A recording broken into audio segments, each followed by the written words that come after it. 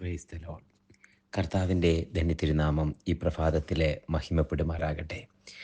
അത്യുന്നതനായ ദൈവത്തിൻ്റെ മറവിലെ നമുക്കൊരു പ്രാവശ്യം കൂടെ തലങ്ങളെ വണക്കുവാൻ, കൈകൾ കൂപ്പുവാൻ, സാഷ്ടാംഗം നമിക്കുവാൻ കർത്താവ് തന്ന ആരോഗ്യത്തിനായി, ബലത്തിനായി, ഭാഗ്യത്തിനായി, സൗഖ്യത്തിനായി കർത്താവിനോട് നന്ദി പറഞ്ഞുകൊണ്ട് ഈ പുത്തൻ പ്രഭാതം പ്രാർത്ഥനയോടെ നമുക്ക് ആരംഭിക്കാം. ഒപ്പം ദൈവവചന ധ്യാനത്തിനായി നമുക്കൊരു ചെറിയ വേദവചനം വായിച്ച് നമുക്ക് തുടങ്ങാം. സങ്കീർത്തനങ്ങളുടെ പുസ്തകം 91-ാമത്തെ അധ്യായം 1-2 വാക്യങ്ങൾ. സാംസ് ചാപ്റ്റർ 91 വേഴ്സ് 1 and 2 വായിച്ചു കേൾപ്പിക്കുന്നു. അത്യുന്നതൻ്റെ മറവിൽ വസിക്കുകയും സർവശക്തൻ്റെ നിഴലിൻ കീഴിൽ പാർക്കുകയും ചെയ്യുന്നവൻ യഹോവയെക്കുറിച്ച് അവൻ എൻ്റെ സങ്കേതവും കോട്ടയും ഞാൻ ആശ്രയിക്കുന്ന എൻ്റെ ദൈവവും എന്ന് പറയുന്നു. സുപരിചിതമായ 91-ാം സങ്കീർത്തനമാണ് വായിച്ചു കേട്ടത്. അതിനകത്തെ ആദ്യ വചനമാണ് വായിച്ചത്. അത്യുന്നതൻ്റെ മറവിൽ വസിക്കുകയും dwell or abide in the shadow of the Almighty. Dwell in the place of the Almighty. ആ അത്യുന്നതൻ്റെ മറവിൽ വസിക്കുകയും. ഡ്വൽ എന്ന വാക്കായി ഡ്വൽ എന്ന് പറഞ്ഞാൽ അതിൻ്റെ അർത്ഥം വസിക്കുക എന്ന, വസിക്കുക. പിന്നെ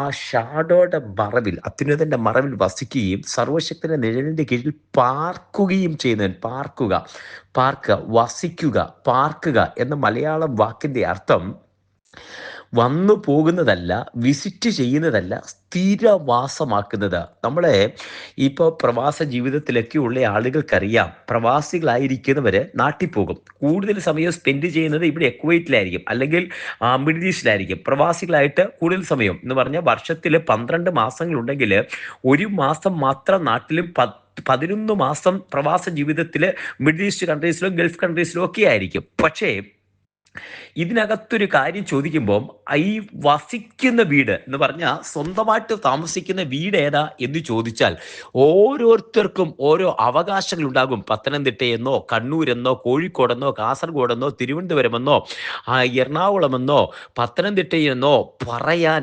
ഒരിടമുണ്ട്. അത് സ്വന്തം വീടാണ്. അപ്പൊ ചോദിക്കുന്ന ചോദ്യം, വസിക്കുന്നത് കുറച്ചു കാലമല്ലേ ഉള്ളൂ, വളരെ കുറച്ച് ദിവസങ്ങളല്ലേ വസിക്കുന്നുള്ളൂ. അവിടെ മാസത്തിൽ 12 മാസത്തിൽ 1 മാസം മാത്രമേ വസിക്കുന്നുള്ളൂ. പക്ഷെ പറയുന്നത് സ്വന്തം വീടെന്നാ. 11 മാസവും വസിക്കുന്ന വീടിന്റെ പേര് താൽക്കാലിക വീടെന്നാ പറയുന്നത്. പ്രവാസ ജീവിതം എന്ന് പറയുന്നത് താൽക്കാലിക വീടെന്നാ പറയുന്നത്. കാര്യം അത് റെന്റൽ വീടാ, അത് വാടക കൊടുത്ത് താമസിക്കുന്ന സ്ഥലമാണ്. എൻ്റെ വീടെന്ന് പറയാൻ വസിക്കുന്ന ഇടം അത് 1 മാസമേ ഉള്ളെങ്കിലും അത് സ്വന്തം വീടാ. പക്ഷെ ആ വീടുമായിട്ട് കണക്ഷൻ ഉണ്ടാകും. ഏറിയ ഭാഗം ആളുകളും ഇപ്പൊ നൂതന കമ്മ്യൂണിക്കേഷൻ ടെക്നോളജി സിസ്റ്റം അനുസരിച്ച് വീട്ടിൽ CC ക്യാമറ വെച്ചിട്ടുണ്ട്. ഇവിടെ ഇരുന്നുകൊണ്ട് ഫോണിലിരുന്ന് നോക്കും, വീട്ടിലാരാ വന്നു പോകുന്നത്, അമ്മച്ചിയാരാ ശുശ്രൂഷിക്കുന്ന, വാഹനമാരാ എടുക്കുന്ന, ഗേറ്റ് ആരാ തുറക്കുന്നതെന്ന് ഇവിടെ ജോലിക്ക് ഇരുന്നുകൊണ്ട് നോക്കാനുള്ള സംവിധാനമുണ്ട്. കാരണം അത് സ്വന്തം വീടാ. ഇതുപോലെയാണ് അത്യുന്നതന്റെ മറവിൽ വസിക്കുക. വിസിറ്റ് ചെയ്ത് പോകുന്ന സ്ഥലമല്ല, അതുമായിട്ടൊരു വൈകാരിക ബന്ധം. സ്വന്തം വീടുമായിട്ട് പ്രവാസ ജീവിതത്തിൽ ഇവിടെ ഇരിക്കുന്ന വ്യക്തിക്ക് ഒരു വൈകാരിക ബന്ധമുള്ളതുപോലെ സ്വർഗത്തിലെ സ്വന്തം വീടുമായിട്ട്, നിങ്ങളുടെ പൗരത്വമോ സ്വർഗത്തിലാകുന്നു. ഞാൻ നിങ്ങൾക്ക് ഭവനമൊരുക്കാൻ പോകുന്നു, നിങ്ങൾ ഭവനം ഒരുക്കിയിട്ട് ഞാൻ ഇരിക്കുന്നിടത്ത് നിങ്ങളെ ഇരുത്തുവാൻ എൻ്റെ അടുക്കൽ ചേർത്തുകൊള്ളുമെന്ന് പറഞ്ഞ കർത്താവിൻ്റെ ആ ഭവനവുമായിട്ട് ഒരു വൈകാരിക ബന്ധമുണ്ട്. ഈ ഭൂമിയിൽ താമസിക്കുമ്പോൾ തന്നെ അത്യുന്നതനായ ദൈവത്തിന്റെ മറവിൽ വസിക്കുകയും സർവശക്തനായ കർത്താവിന്റെ കീഴിൽ, ആ നിഴലിന്റെ കീഴിൽ വസിക്കുകയും ചെയ്യുന്നവൻ. Abide in the shadow and dwell in the place of the Almighty. അതെ, ആ ഷാഡോയുടെ അടുത്ത് വസിക്കുന്ന ഇതുമായിട്ടൊരു ബന്ധമുണ്ട്. എത്ര സമയം ചെലവഴിക്കുന്നു എന്നുള്ളതല്ല കാര്യം, പക്ഷെ ക്വാളിറ്റി ടൈം അത്യുന്നതനുമായിട്ട് ചെലവഴിക്കുന്നു. ആ ക്വാളിറ്റി ടൈം ചെലവഴിക്കുമ്പോൾ അതുമായിട്ട് ഒരു ഇമോഷണൽ അല്ല, ആത്മാവിന്റെ ഒരു ബന്ധമുണ്ട്. ഇത് ഈ വൈകാരിക ബന്ധത്തിനപ്പുറം ആത്മാവിന്റെ ബന്ധമുണ്ട്. ആത്മാവിൽ ഈ സ്വർഗരാജ്യവുമായിട്ട്, അല്ലെങ്കിൽ സ്വന്തം പാർപ്പിടവും സ്വന്തം ഭവനവുമായിട്ടൊരു ബന്ധമുണ്ട്. ഇതറിയാത്തൊരു ബന്ധമുണ്ട്, സ്വന്തം ഭവനവുമായിട്ടൊരു ബന്ധമുണ്ട്. ഈ ബന്ധം ആർക്കും പൊട്ടിച്ചെറിയാൻ പറ്റാത്ത ബന്ധം. അതുകൊണ്ടാണ് അവർ എഴുതിയിരിക്കുന്നത്, അത്യുന്നതന്റെ മറവിൽ വസിക്കുകയും സർവശക്തന്റെ നിഴലിന്റെ കീഴിൽ പാർക്കുകയും ചെയ്യുന്നവൻ. ഈ 91 സങ്കീർത്തനം വായിക്കുന്ന ഒരുപാട് ആളുകളെ കണ്ടിട്ടുണ്ട്. അത് വായിച്ചിട്ട് ഒരിടത്തും നിനക്ക് ഭവിക്കയിൽ ഒരു ബാധയും നിന്റെ കൂടാരത്തിനടുക്കിയില്ല. അത് വയ്ക്കും സിംഹത്തിന്മേൽ മണൽമേൽ ചവിട്ടി ബാലസിംഹത്തെയും പെരുമ്പാവിനെയും മെതിച്ചു കളയും. പകൽ സൂര്യനെങ്കിലും രാത്രി ചെന്നെങ്കിലും ഒരു ദോഷവും തട്ടാതെ അവിടെ നിന്നെ പരിപാലിക്കും. പകൽ പറക്കുന്ന അസ്വസ്ഥ ഉച്ചയ്ക്ക് ദർശിക്കുന്ന സംഹാരത്തിൽ നിനക്ക് പേടിപ്പാനില്ല.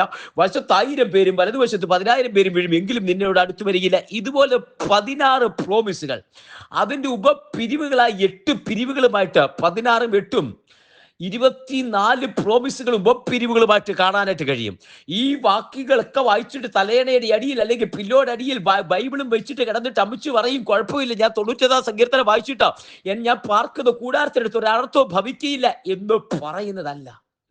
പക്ഷെ ഇതിനകത്തേക്ക്, ഹൃദയത്തിനകത്തേക്ക് വചനം എഴുതണം. പ്രിയരെ, ഈ വചനം കേൾക്കുമ്പോൾ ഒരു വസ്തുത നിങ്ങളോട് പറയട്ടെ. ഈ പ്രോമിസുകൾ, ഈ 16 പ്രോമിസുകളും 6 ഉപപിരിവുകളുമായിട്ട് 8 ഉപപിരിവുകളുമായിട്ട് ഇത് ലഭിച്ചിരിക്കുന്നത് ഒരു സാധാരണ വ്യക്തിക്കല്ല, മറിച്ച് ഇതിന്റെ ഹെഡിങ് പറയുന്ന അത്യുന്നതന്റെ മറവിൽ വസിക്കുന്നവൻ, സർവശക്തന്റെ നിഴലിന്റെ കീഴിൽ പാർക്കുന്നവൻ, അവനുള്ള പ്രോമിസുകളായത്. അവൻ പറയുന്ന കാര്യമാണ്. അവൻ യഹോവയെ കുറിച്ച്, അവൻ എന്റെ കോട്ടയും സങ്കേതവും ഞാൻ ആശ്രയിക്കുന്ന എന്റെ പാറയും എന്ന് പറയുന്നു. ഹല്ലേലൂയ.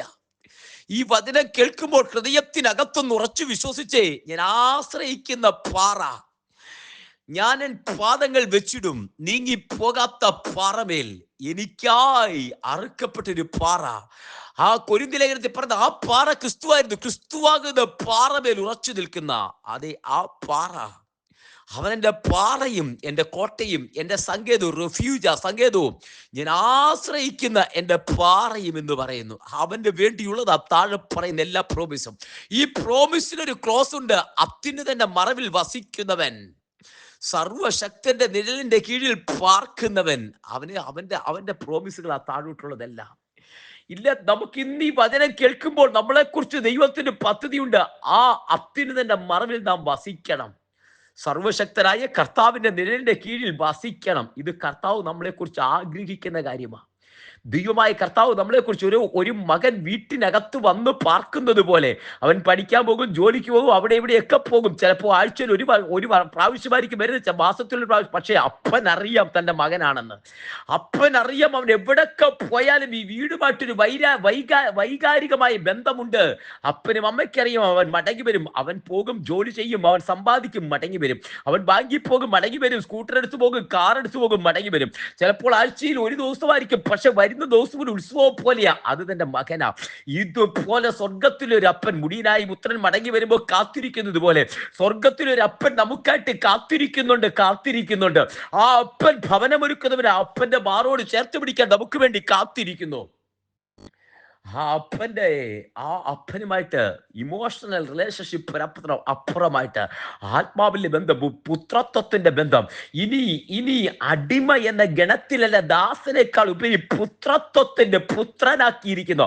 ആ ബന്ധം പിതാവ് പുത്രനെ പിതാവ് തന്നെ ഓമനപുത്രനെ നോക്കിയിരിക്കുന്നത് പോലെ നമ്മെ നോക്കിയിരിക്കുന്ന പിതാവുണ്ട്. അതുകൊണ്ട് ഈ വചനം കേൾക്കുമ്പോൾ ഓർക്കുക, അത്യുന്നതന്റെ മറവിൽ വസിക്കുന്നവൻ, സർവശക്തന്റെ നിഴലിന്റെ കീഴിൽ പാർക്കുന്നവൻ. നീ എവിടെയായിരുന്നാലും ഇവിടെ ഈ വീടുമായിട്ടൊരു ബന്ധം, ഇവിടെ ഇരിക്കുന്നയാൾ CC ക്യാമറയുമായിട്ട് ബന്ധപ്പെട്ട് വീടുമായിട്ട് ബന്ധപ്പെടുന്നത് പോലെ, അപ്പനും അമ്മയുമായിട്ട് ബന്ധപ്പെടുന്നത് പോലെ, നീ ആയിരിക്കുന്നിടത്ത്, നിന്റെ ഓഫീസിൽ പോകുന്ന വഴിക്ക്, യാത്ര ചെയ്യുമ്പോൾ, അതേ മറ്റുള്ളവരുമായിട്ട് സംസാരിക്കുമ്പോൾ, ഫംഗ്ഷനകത്ത് പോകുന്ന ഇടത്തെല്ലാം ഈ അപ്പനുമായിട്ട്, ആ ഭവനവുമായിട്ട്, സ്വർഗീയ ഭവനവുമായിട്ട്, നിന്റെ വീടുമായിട്ട്, നിത്യഭവനവുമായിട്ട് ഒരു ആത്മബന്ധം ഉണ്ടാകട്ടെ. ആത്മാവിന്റെ ബന്ധമുണ്ടാകട്ടെ. ആത്മബന്ധമുള്ളവരാണ് പ്രോമിസുകൾ പറഞ്ഞിരിക്കുന്നത്. അതിനപ്പുറത്ത് അപ്പനുമായിട്ടുള്ള അഭേദ്യമായ ബന്ധം, ആ സ്വന്തം ഭവനവും സ്വർഗവുമായിട്ടുള്ള അഭേദ്യമായ ബന്ധം, അത് നിവർത്തിക്കട്ടെ. ആ ബന്ധം നിവർത്തിക്കുന്നതിന്റെ പേരാ താഴെ എഴുതിയിരിക്കുന്നത്. അവൻ യഹോവ അവന്റെ കോട്ടയും ഞാൻ ആശ്രയിക്കുന്നതിന്റെ പാറയുമാകുന്നു. അതേ കോട്ടയും റെഫ്യൂജായിട്ട്, ആശ്രയിക്കുന്ന പാറയായിട്ട്, സങ്കേതമായിട്ട് കർത്താവ് കൂടിയിരിക്കുന്നു. അതെ, അങ്ങനെ തന്നെ അത്യുന്നതന്റെ മറവിൽ വസിക്കാം, സർവശക്തന്റെ നിഴലിന്റെ കീഴിൽ പാർക്കാൻ, കണ്ണുകൾ അടയ്ക്കാം. നമുക്ക് ഒരുമിച്ച് പ്രാർത്ഥിക്കാം. സ്വർഗീയ കർത്താവേ, ജനത്തെ ഞാൻ അനുഗ്രഹിച്ച് പ്രാർത്ഥിക്കുന്നു. വചനം കേട്ട സകല പേരെയും അനുഗ്രഹിക്കുന്നു. സ്വർഗത്തിന്റെ കരങ്ങളിലേക്ക് സമർപ്പിച്ച് പ്രാർത്ഥിക്കുന്നു. ദൈവം കൂടിയിരിക്കുന്നതിനായി സ്തോത്രം ചെയ്യുന്നു. സഭയിലെ വാത്സല്യ പ്രിയപ്പെട്ടവർക്കായി സ്തോത്രം. പ്രാർത്ഥനാ കൂട്ടായ്മയിലെ എല്ലാവരെയും അനുഗ്രഹിച്ച് പ്രാർത്ഥിക്കുന്നു. യഹോവയുടെ കരം കൂടിയിരിക്കുന്നു. അതേ അത്യുന്നതന്റെ മറവിൽ സർവശക്തന്റെ നിഴലിന്റെ കീഴിൽ പാർക്കുന്ന യഹോവയുടെ കരം കുഞ്ഞുങ്ങളോട് കൂടിയിരിക്കുന്നതിനായി സ്തോത്രം. ഈ വചനം കേൾക്കുന്ന സർവ്വപേരോടും കൂടിയിരിക്കുന്നു. കർത്താവെ, ജനം ആ അപ്പനുമായിട്ടുള്ള ആത്മബന്ധം, സ്വർഗീയ ഭവനവും സ്വന്തം ഭവനവുമായിട്ടുള്ള ആത്മീക ബന്ധം, നിത്യഭവനവുമായിട്ടുള്ള ആത്മബന്ധം അത് അത് അത് നിവർത്തിക്കാൻ സ്വർഗപടിയാക്കണമെന്ന് പ്രാർത്ഥിക്കുന്നു. തൃക്കരങ്ങളിലേക്ക് സമർപ്പിക്കുന്നു. അവിടുന്ന് പ്രാർത്ഥന ഏൽപ്പിക്കാൻ സ്തോത്രം. സകലമാന മഹത്വം എടുക്കും യേശുവിൻ നാമത്തിൽ തന്നെ. ആമേൻ, ആമേൻ, ആമേൻ. കർത്താവ് എല്ലാവരെയും അനുഗ്രഹിക്കട്ടെ. ദൈവം കൂടിയിരിക്കട്ടെ. നാളെ വീണ്ടും കാണാം. അതുവരെ ദൈവകൃപയിൽ സൂക്ഷിക്കട്ടെ. God bless you all and walk with Jesus.